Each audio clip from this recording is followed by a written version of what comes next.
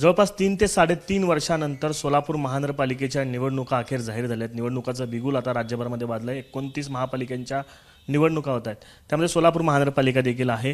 15 जानेवारी रोजी मतदान होईल। या संदर्भात बोलण्यासाठी माझ्यासोबत भाजपचे आमदार देवेंद्र खोटे आहेत। दादा, खरं तर तुम्ही स्वतः नगरसेवक राहिलेला आहात आणि आता विद्यमान आमदार आहात, मात्र जवळपास 3-3.5 वर्षानंतर या कार्यकर्त्यांच्या निवडणुका होत आहेत। काय पहिली भावना आहे, काय सांगा? सर्वपक्षीय कार्यकर्त्यांची बहुप्रतीक्षित असलेली निवडणुकीचा बिगुल आज वाजलेला आहे। खऱ्या अर्थाने ही कार्यकर्त्यांची निवडणूक आहे, यासाठी मी सरकारचे, निवडणूक आयोगाचे व कोर्टाचे विशेषतः आभार मानतो की अनेक वर्ष कार्यकर्ता ज्या निवडणुकीची वाट पाहत होता। खरं तर तळागाळात आपण पाहतोय की सर्वसामान्य लोकांपर्यंत, ग्राउंड लेवलला पोहोचण्यापर्यंत जर कोणी जात असतं तर तो नगरसेवक किंवा पक्षाचा कार्यकर्ता जात असतो, आणि यांच्याच निवडणुका अनेक वर्ष रखडले होते। विशेषतः आम्हा नेत्यांच्या निवडणुका लोकसभा असतील, विधानसभा झालेल्या होत्या, परंतु कार्यकर्त्यांना कधी संधी मिळेल हीची प्रतीक्षा करत असताना आज निवडणूक आयोगाने 15 जानेवारीला तारीख जाहीर केलेली आहे। यासाठी मी प्रशासनाचा आभार मानतो आणि सर्वपक्षीय कार्यकर्त्यांना शुभेच्छा देतो की त्यांना या ठिकाणी काम करण्याची संधी येणाऱ्या काळात मिळणार आहे।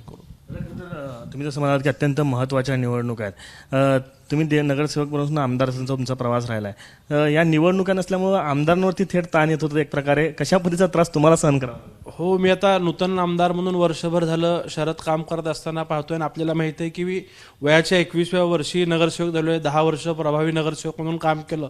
लोकांना मी आमदार झालो यापेक्षा हा आपल्या जवळचाच व्यक्ती आहे म्हणून मग अगदी गटरींचे कामं असतील, सार्वजनिक शौचालय असतील, लाईट बंद पडलेला असेल, पाण्याचा नळ निकेज झाला असेल, घंटागाडी असेल, अशा लहानसहान कामं सुद्धा लोक थेट आमदार म्हणून आमच्यापर्यंत सांगायचे, आणि मी त्यात सकारात्मक एक भूमिका घेतली होती की माझ्या मतदारसंघातल्या प्रत्येक प्रभागातलं व्हॉट्सअप ग्रुप ओपन करून नागरिकांना त्यात समाविष्ट करून घेतलं। कार्यालयाच्या वतीने पालकप्रतिनिधी नेमला, आणि मी स्वतः त्यात ॲड राहून जितके काही लोकांचे मेंटेनन्सचे कामं सोडवता येतील ते प्रयत्न करत राहिलो, आणि त्यात बऱ्यापैकी यश आम्हाला येत मिळत होतं। परंतु आता ह्या निवडणुका झाल्यानंतरनं नागरिकांना आणखीन जास्त जवळचा, म्हणजे आमदारांना नागरिकांच्या मध्ये जो कार्यकर्ता नगरसेवक म्हणून असतो तो आज त्यांना मिळाल्यानंतर ती कामं अधिक जलद गतीने होतील असं मलाही वाटतंय। प्रशासक असल्यानंतर काही बंधनं असतात काम करत असताना, आता ते हाऊस सुरू झाल्यानंतर ते काय अडचणी ज्या दूर होऊ शकतात दादा। खरं तर भाजपमध्ये देखील यंदाच्या वेळेस एक मोठी गर्दी जी आहे ती या निवडणुकांच्या पार्श्वभूमीवरती आपल्याला पाहायला मिळते। कधी नव्हे ते 102 जागांसाठी 1000हून जास्त उमेदवारांची अर्जांची मागणी जी ती तुमच्याबद्दल आहे। भाजपची कशा पद्धतीनं तयारी सुरू आहे, काय सांगाल? ही मला वाटतं देवेंद्र फडणवीस साहेबांच्या कामाची जादू आहे। विशेषतः पालकमंत्री जयकुमार गोरेसाहेब सोलापूरला आल्यानंतरनं अनेक वर्ष जे सोलापूरकरांना अपेक्षित असलेली सगळे कामं निकाली लागल्यामुळे, पाण्याचा प्रश्न असेल, विमानसेवा असेल, विविध कामं झालेली लोकांनी पाहिलेले असल्यामुळं आपण पाहिलंय की फक्त भाजपाचाच कार्यकर्ता नाही तर सर्वच पक्षात काम करणाऱ्या प्रत्येकाला वाटतं की आपल्याला भाजपाची उमेदवारी मिळाली पाहिजे, म्हणून 102 जागा असताना जवळपास 1008 कालपर्यंत होते, आणि आज असं समजतं की 1200 पर्यंत लोकांचे अर्ज आलेले आहेत। हा लोकांमध्ये विश्वास आहे की भारतीय जनता पार्टीच्या माध्यमातूनच शहराचा विकास होऊ शकतो, म्हणून लोकांचा कल भाजपाकडे जास्त आहे। तर मागच्या वेळी देखील भाजपची सत्ता महापालिकेमध्ये होती, विरोधक शिवसेना होता त्यावेळेस, मात्र आता शिवसेनेमध्ये फूट पडल्यानंतर एक शिवसेना आपल्या सोबत आहे। त्यामध्ये कुठेतरी त्या महायुतीचं नेमका काय होणार असा देखील प्रश्न पडतो, कारण महायुतीच्या नेत्यांनी काल पत्रकार परिषद घेतली आणि त्यांनी सांगितलं आम्ही महायुतीची तयारी करतोय। पालकमंत्र्यांनी महायुतीचा निर्णय आपल्या सगळ्या आमदारांवरती सोपवलेला आहे। काय होईल महायुती संदर्भात काही चर्चा आता सुरू आहेत का? आपण आता बोलल्याप्रमाणे की एकट्या भाजपमध्ये जवळपास 1200 लोक इच्छुक असताना प्रत्येक कार्यकर्त्याला संधी मिळावी असं अपेक्षा प्रत्येकाची असते। काही प्रमाणात मित्रपक्षांकडून पण समजा कार्यकर्त्यांची इच्छा, त्यांचा आजपासून फॉर्म भरायला सुरुवात होणार आहे तर त्यांच्याकडे राहिली, तर प्रत्येक पक्षातल्या नेत्यांना वाटतं की आमच्या कार्यकर्त्यांना संधी मिळाली पाहिजे। तर दोन मतप्रवाह आहेत की महायुती म्हणून लढायचं का स्वतंत्रपणे लढून आणि नंतरनं राज्यात सरकार ज्या पद्धतीने काम करते तसं पुन्हा एकत्रित यायचं।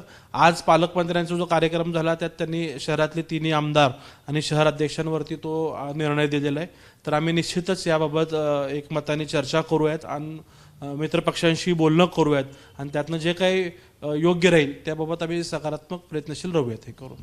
खरं तर विरोधक जे आहेत त्यांनी मात्र एकमत केलेलं आहे, एक मोठ त्यांनी बांधलेली आहे. म्हणजे जवळपास मला असं वाटतं 5 ते 6 पक्ष, काँग्रेस, MIM वगळता सगळेच पक्ष एकत्रित आलेले आहेत आणि एकट्या भाजपशी लढण्यासाठी ते तयारी करतायत. कशा पद्धतीने विरोधकांचं आव्हान असणार आहे? आव्हान अजिबात नाही आहे. एक आपण बघितलं तर उलट हा भाजपाचा विजय आहे. भाजप एकतर्फी जिंकतोय.